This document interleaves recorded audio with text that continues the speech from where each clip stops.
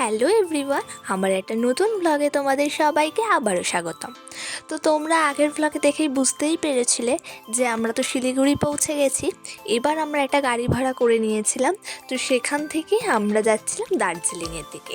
আর দার্জিলিংয়ের দিকে যেতে যেতে আমরা সাইট সিন করতে করতে উপরের দিকে উঠছিলাম। তো সেই যেতে যেতে আমরা ফার্স্টে যেটায় চলে গেছিলাম সেটা হচ্ছে মিরিকে। তো দেখতেই পাচ্ছ আমরা মিরিকে সবাই পৌঁছে গেছি। এখানে সবাই ফটো তোলাতুলি করছে, এই যে বুয়া পোজ দিচ্ছে, খুব সুন্দর লাগছিল। তখনও অতটা ঠান্ডা বোঝা যাচ্ছিল না, কিন্তু আস্তে আস্তে বেশ ঠান্ডা বেড়ে গেছে। তারপর এই যে মিরিকের ঢুকছিলাম আস্তে আস্তে, তো সেখানে গিয়ে আমাদের পেয়ে গেছিলো ভালোই খিদে। ওর জন্য ঘোরার আগেই আমরা একটা রেস্টুরেন্টে ঢুকে গেছিলাম। তো সেখানে গিয়ে আমরা পাহাড়ে গেলে যে খাবারগুলো না খেলে পাহাড় ঘোরা অসম্পূর্ণ, সেই খাবারগুলোই আমরা আগে অর্ডার করে নিয়েছিলাম। তো প্রথমেই এসে গেছিলো এগ টোস্ট, কারণ মামা মোমো টোমো খেতে পছন্দ করে না, ওর জন্য নেওয়া হয়েছিল এগ টোস্ট। আর আমাদের জন্য চলে এসেছিলো গরম গরম চিকেন মোমো। আহা, যা অসাধারণ লাগছিল ওই ঠান্ডার মধ্যে খেতে, কি যে বলবো। আর মোমোগুলো মারাত্মক টেস্টি ছিল, মারাত্মক অসাধারণ লেগেছিল। আর এই যে আমাদের যে পাশে ছিল সেটা হচ্ছে সেই দোকানের যে মালিক, তার মেয়ে, খুবই ভালো ছিল। আর মোমোগুলো তারা খুবই অসাধারণভাবে বানিয়েছিল, মানে খেতে অসাধারণ লাগছিল। এই ঠান্ডার মধ্যে এই গরম গরম মোমো অসাধারণ অসাধারণ, মানে সবার খেয়ে মারাত্মক ভালো লেগেছে। এই যে মোমো স্টাফিংটা দেখেছো, পুরো চিকেনে ভরা ছিল, অসাধারণ। এই যে এইখানে জেঠু, পিসু, বাবা সবাই খাচ্ছে।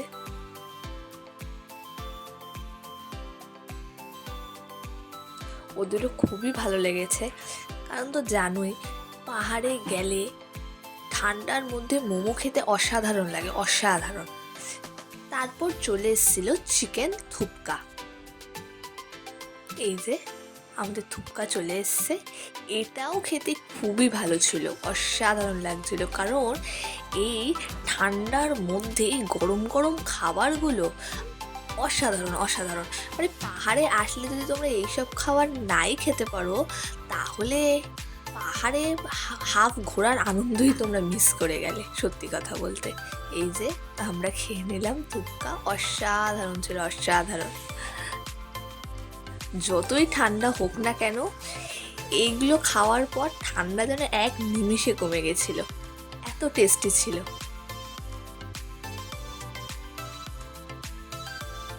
এই যে এখানে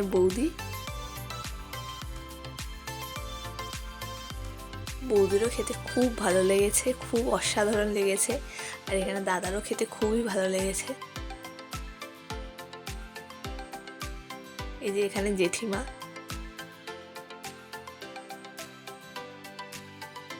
ওরও খেতে অসাধারণ লেগেছে। সবার এক্সপ্রেশন দেখে তোমরা বুঝতেই পারছো এটা জানি না কিরকম পোষ খাওয়ার।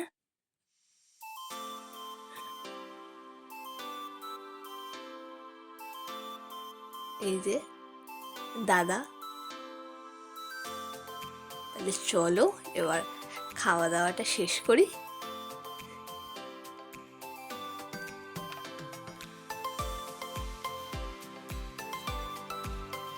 আর এই যে এখানে ও স্যুপটা একেবারে পুরো তুলেই খাওয়া শুরু করে দিয়েছে, কি আর বলবো।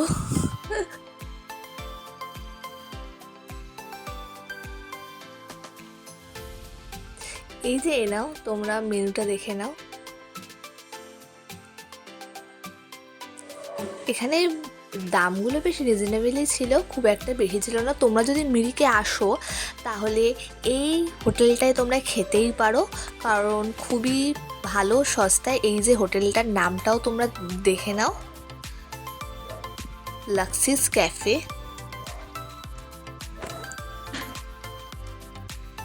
তোমরা এখানে এসে অবশ্যই খেতে পারো। এখানে প্রত্যেকটা খাবারই খুবই ভালো, খুবই সুস্বাদু, দামগুলোও বেশ কমের মধ্যেই। তো তারপর আমরা চলে গেছিলাম একটুখানি মিরিকটা ঘুরতে। কারণ আমাদের এখন পেট একেবারে শান্তি, পুরো পেট ভরে গেছে খেয়ে দিয়ে। এবার আমরা আরামসে ঘুরবো। এই যে এই লেকটার সামনে আসলাম, খুব সুন্দর লাগছিল লেকটা দেখতে, এটা অসাধারণ লাগছিল দেখতে। আর যত লেকের সামনে গেছি তত যেন শীতটা আরো বেড়ে গেছে মনে হচ্ছিল। চারিদিকটা অসাধারণ লাগছিল। এখানে ঘোড়াও ছিল, তোমরা ঘোড়ায় চড়তে গেলেও সেখানে সেই অপশানও ছিল। এই যে চারিদিকটা অসাধারণ লাগছিল, মানে এক কথায় কিছু বলার মতো না, অসাধারণ ছাড়া।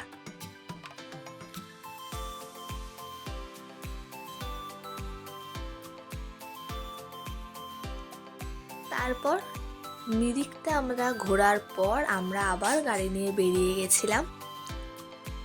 চারিদিকটা দেখতে যে কি সুন্দর লাগছিল কি আর বলবো। তারপর সেখান থেকে চলে গেছিলাম একটা টি গার্ডেনে। এই টি গার্ডেনটা ছিল খুব সুন্দর। টি গার্ডেনটা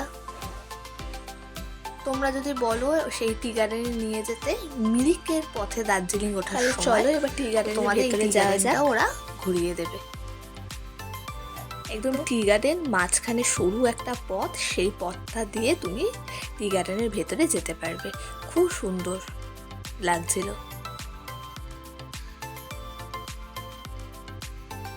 এই যে দুই দিকে টি গার্ডেন আর মাঝখানে সরু একটা পথ।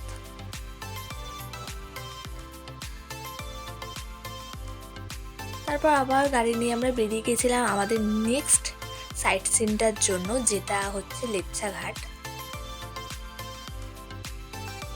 কিন্তু সেখানে গিয়ে আমরা সত্যি কথা বলতে কিছু দেখতে পারিনি, কারণ এত ফগ হয়ে গেছিল, মানে চারিদিক একেবারে কুয়াশায় ভর্তি। তো সেখানে গেছিলাম ঠিকই, কিন্তু সেই মতো সব কিছু মানে যেটা প্রকৃতিটা দেখার জন্য মানে ওখানে যাই সেটা আমরা অতটা ভালো করে দেখতে পারিনি, কারণ মারাত্মক কুয়াশায় ভরে গেছিল।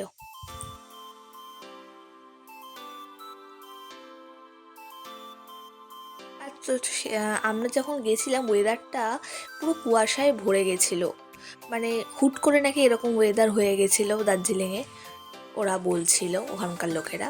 এই যে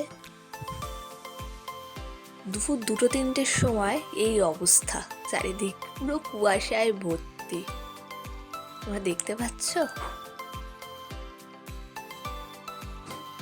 আর আমরা ঠান্ডায় পুরো কেঁপে উঠেছিলাম, জাস্ট কেঁপে উঠেছিলাম ঠান্ডায়। আর আমি হাঁ করলেই পুরো ধোয়া বেরাচ্ছিল, এত ঠান্ডা এত ঠান্ডা। এখানে দাদা বলছিল মারাত্মক ঠান্ডা, সবাই কেঁপে যাচ্ছে। সবার অবস্থা দেখো, মাদের অবস্থা দেখো, মানে বুঝতেই পারছো কিরম ঠান্ডা। তো সেখানে গিয়ে সবাই একটু চা খেতে দাঁড়িয়েছিল একটা দোকানে। আর আমার খুব ম্যাগি খেতে ইচ্ছে করছিল, কিন্তু ওখানে নেপাল স্পেশাল একটা ম্যাগি টাইপেরই ছিল ওয়াই, তো আমি সেইটা নিয়েছিলাম, কারণ ওরা বলেছিল ম্যাগি তো তোমরা খেয়েছোই, এটা খেয়ে দেখো তোমাদের ভালোই লাগবে।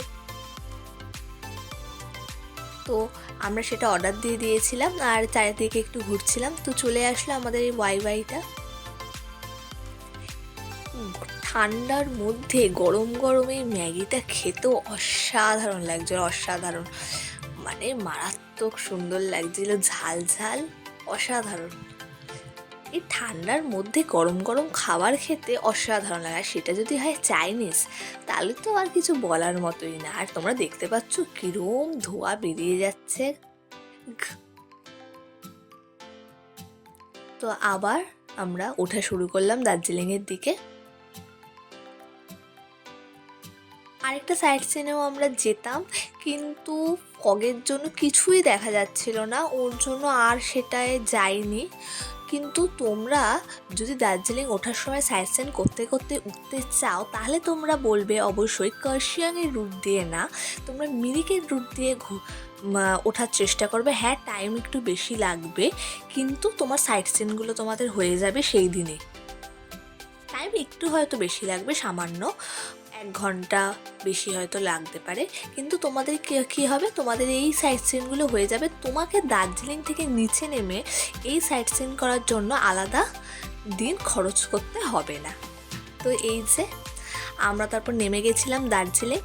পরের ব্লগে তোমাদের সাথে শেয়ার করব আমরা কোন হোটেলে ছিলাম, সেটাও শেয়ার করব, আমাদের রুমগুলো শেয়ার করব, এবং রাতে আমি কোথায় কোথায় ঘুরলাম সেটাও আমরা তোমাদের সাথে শেয়ার করব। তো এখানেই শেষ করি, টাটা। আর পরের ব্লগে চোখ রেখো অবশ্যই। আর ভালো লাগলে like, comment, share and subscribe.